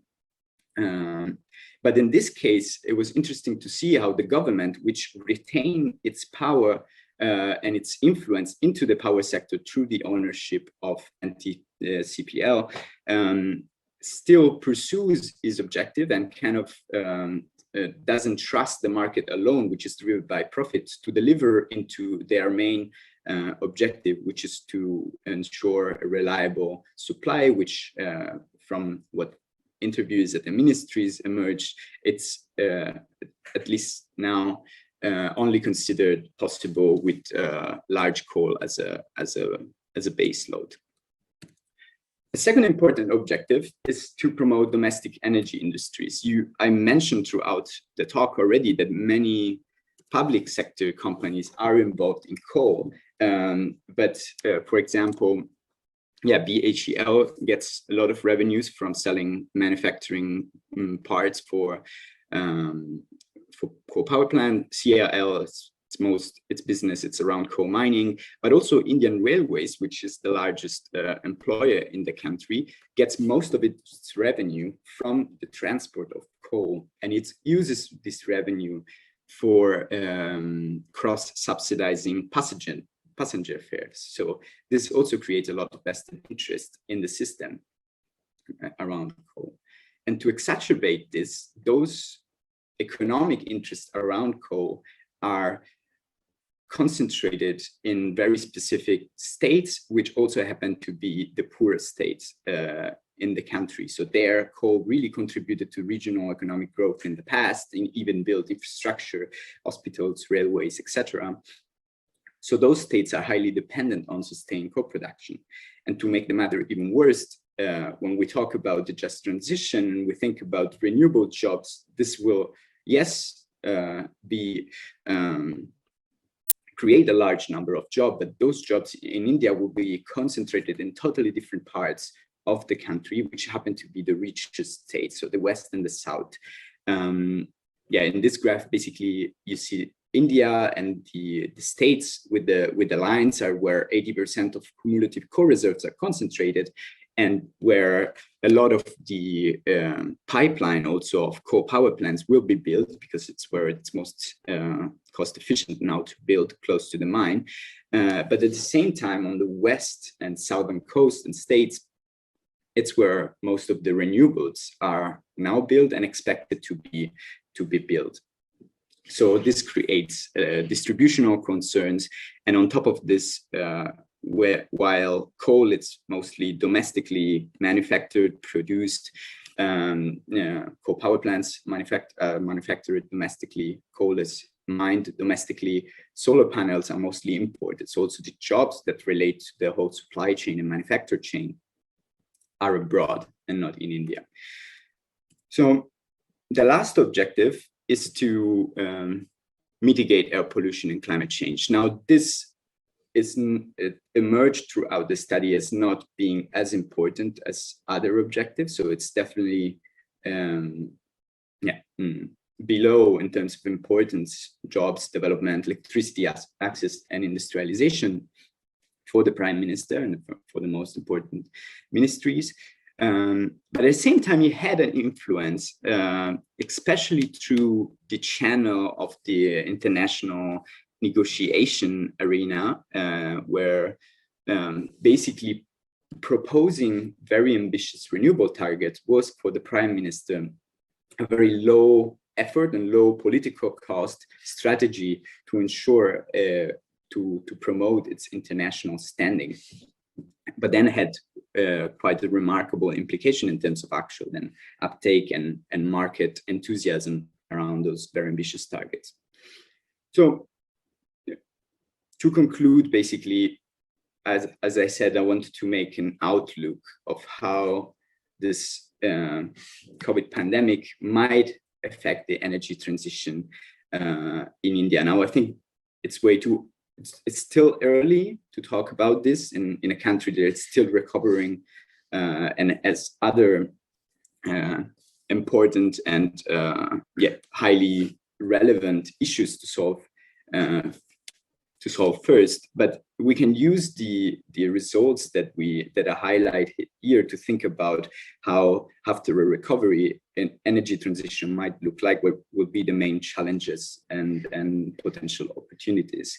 And if we look at the goal of providing sufficient and cheap electricity supply, we observe a strong slowdown of demand, which actually picked up at previous rates, but still the economic recovery might take different times to come back to the growth rate of before the pandemic. This will exacerbate the problems with the existing coal fleet, will delay the pipeline, and therefore then it will be a matter of timing, and it will be pretty important to see the price development of renewables plus battery especially, and as this will compete in the future when this pipeline will be then needed after the recovery with the coal pipeline, to see whether this pipeline would actually come online.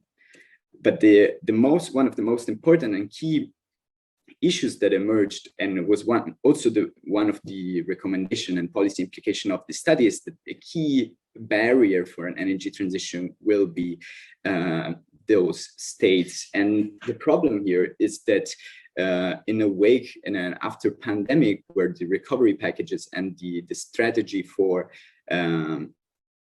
recovery will be set, there's the risk that if stimulus packages decide to focus on job-intensive firms, this will inevitably benefit coal more than renewables, as those jobs are domestic. Those industries are all domestic. I think we will see more of this in the session later in the afternoon. But this will be a key barrier for the future to take in mind and a takeaway from this. So yeah, thanks a lot. Look forward to your question and comments. Thank you very much. And indeed, in the afternoon session, we will see how, on an effort to recover national economies, big countries like China and India have been taking measures to promote the coal sector. And because of their size, this can have huge implications in the international market. So thank you so much. That was a very comprehensive presentation. And yeah, maybe for those of you that were not familiar with the framework, I think it was a really good explanation of how this framework is applied. So I'm going to open the floor now for questions. We don't have that much time, but if you don't need to leave now, I will ask you to stay maybe 5 to 10 minutes so that we can have a conclusion. And then in case you have to leave, I would still like to invite you. I'll probably send an email to everyone that was registered with the link for the public event this afternoon and the slides from the presentations today. So thank you so much. And I only see one hand at the moment. That is Chris. Yeah, thanks a lot, Lorenzo. This was very insightful. One quick question. I was wondering, in China, we know that the central government is making plans and has ambitious targets for also climate targets. But then on the other hand, on a regional level, authorities might act completely different. And sometimes they're punished afterwards, or plants or mines are shut down. But how is that in India? I know you weren't able to fly around all the country and interview the state representatives, but just from your general knowledge about it, what about the influence of state level decision makers? Thanks. Should I go, Paula, or should we collect? Okay. So thank you, Chris. Yeah, I mean, this is a super relevant point. And we focus on the national level, but still to your question, basically, in India, the system, it's a little bit different. So constitutionally, the power sector, it's divided between the national and the state level, with most of the implementation being set at the state level and most of the higher policy making and general strategy and trend setting being set at the national level. But inevitably, then the implementation phase is the one that has most of the impact then on policy making. But I have to say that the general trend, at least with this administration, which has been in charge before I went and was re-elected, now with Modi, was a tendency towards more stricter centralization also of the power sector. So they wanted to try to, for example, take the electricity subsidies, which were set by the state level, and try to centralize this and substitute this with a system of direct transfers, so that to shift the political powers that were around. So we see a trend towards a more stringent and stronger role of the central states. And also all the state-owned enterprises, they operate at the state level, but are mainly governed and under the direct control of specific ministries, which are at the central level. So there is this kind of tension between the two levels, but a lot of power can be influenced and can come from the national level, federal level.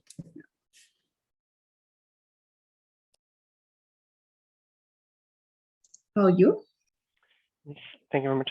I also have a question to Lorenzo, but also a bit directed to Frank, because I think there's these overlapping elements of, for example, what about a coal commission and all these things. I think Frank did this, that he would like to have this for a country such as Australia. We heard this experience of Germany before with positive and negative aspects of it. We have an example of the Czech Republic that we didn't talk about, where the coal commission came up with a coal phase-out date far too late, 2038, and now the government is like, well, the coal commission, very industry driven, says 38. The government actually wants to know something earlier. So in how far, what would be the best way to plan and manage a just transition really? For example, in India, it's so complex, it's so huge. Should this then be done on a central level, or is this something that you think is not realistic because people at the local stakes won't accept it, or is the industry too strong? So therefore coming up with such a commission would just end up with a phase-out date, I don't know, in 2070, so something far too late. And therefore, this was directed to Lorenzo more and to Frank. It's a bit more, why are you so optimistic that the commission would speed up the process if the political support is not there? And is there not then the risk that the commission might just slow it down and guarantee even more subsidies for an economy that is otherwise not worthwhile to subsist? Yeah.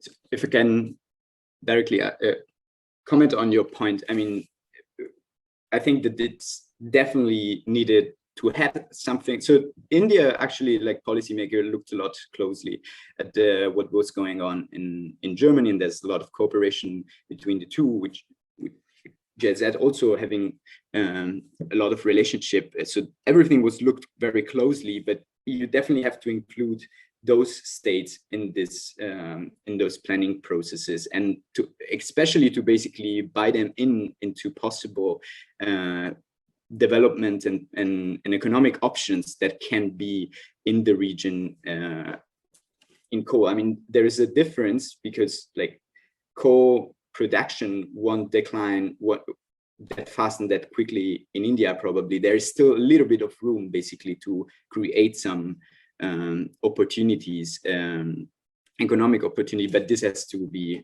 thought early now, and with the inclusion of all the relevant stakeholders and states at that level.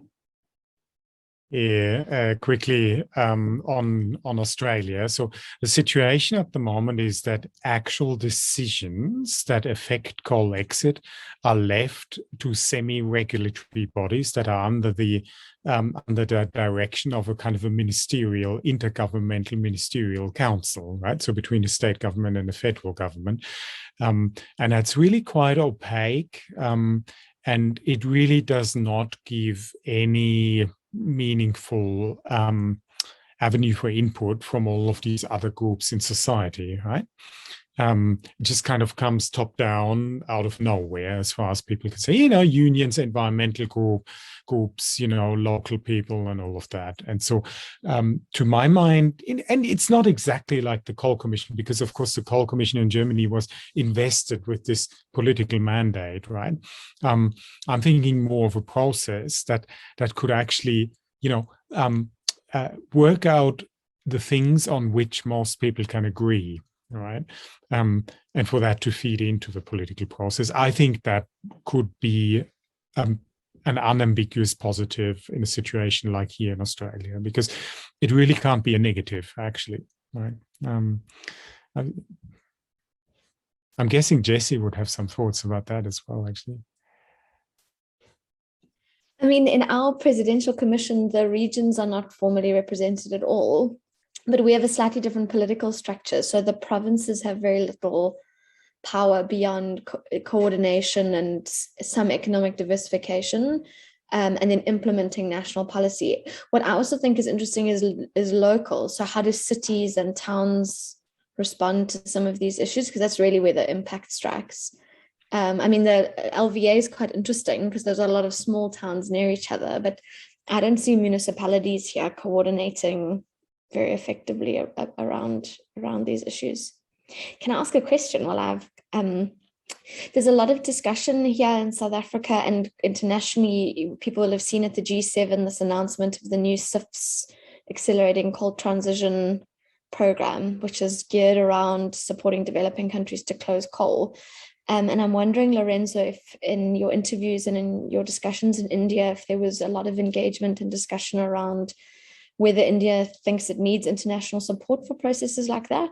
And also, you know, if are people kind of tapped into that global discussion around how that might look, and, you know, how do we repurpose plants, or how is it funded, you know, those kinds of things. Yeah, I mean, of course, a lot of the narratives when I talk with people at the ministry were centered around the fact that India needs some international finance, green finance and support for this transition. And there is a lot of, when I was there, a lot of cooperation, for example, between Germany and India was also trying to bring in the expertise of Germany in the actual operation of power plant, and kind of skill transfer in terms of running power plants at the lower plant load factor with still a decent efficiency, and because this required some specific skills, and there was a lot of cooperation between the two countries, which could, I mean, this is just a short-term strategy, but it could at least free up some space for the uptakes of the renewables, and while keeping the plants that are existing still operating. Yeah.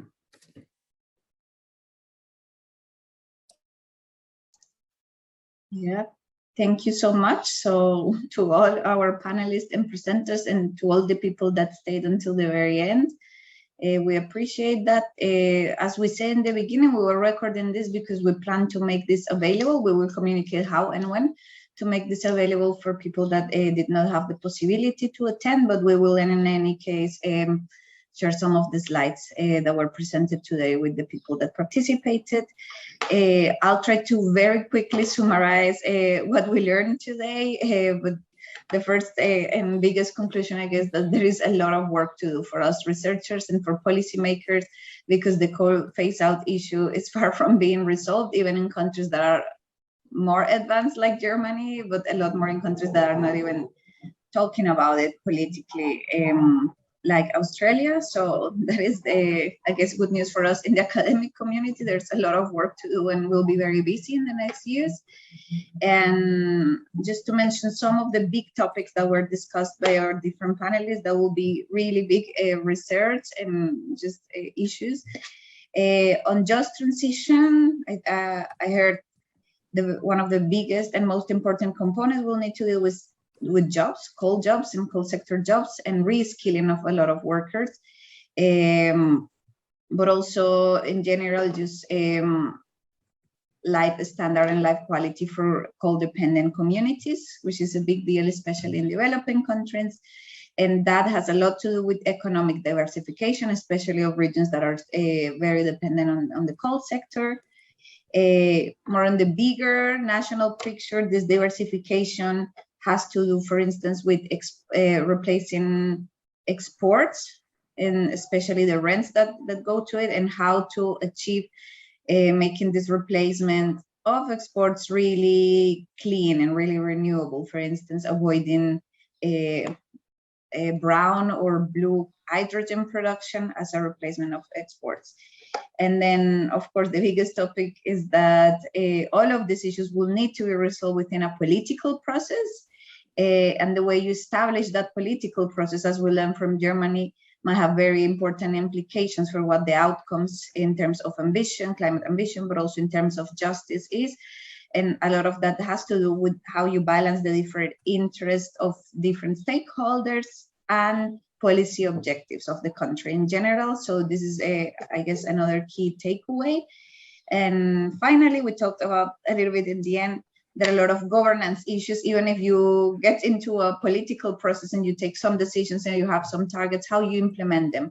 And the devil's in the details, as in how do you harmonize national targets and different interests to the regional and local policy making processes and implementing processes. So that's quite a bit for us, and that will keep a lot of us busy for the next year. So I'm really happy that you made the time to be here with us today.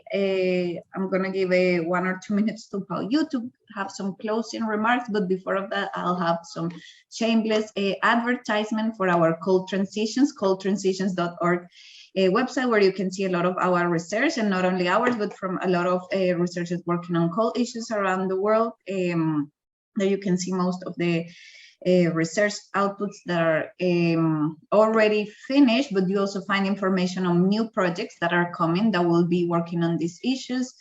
In particular, one that we're very excited about with Jesse, because it brings together interdisciplinary work on coal-induced energy and sustainability transformations from different countries, which is called Tragics, and you'll hear more about that from us. So thank you so much, and Pao Yu, the floor is yours to close the event. Thank you.